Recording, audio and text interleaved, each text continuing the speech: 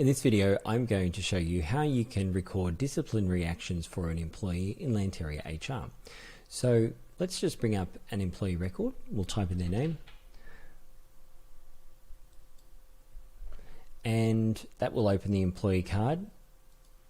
And we can just go up here to Enhanced Details and click on Disciplinary Actions.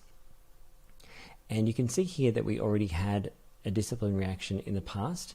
If I want to go in and open that, I can and see the details. And if I wanted to add a new disciplinary action, I just click on Add.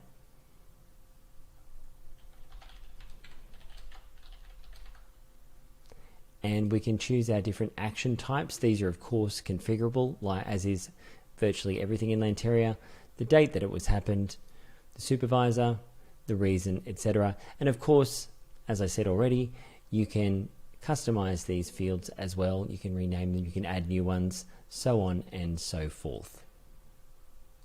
Hey, thanks for watching this video. If you got something out of it, go ahead and click on the like button now. And if you'd like to learn more about how to get the most out of Lanteria, or you'd like to stay on top of the constant product updates that are being put out, go ahead and subscribe to our channel.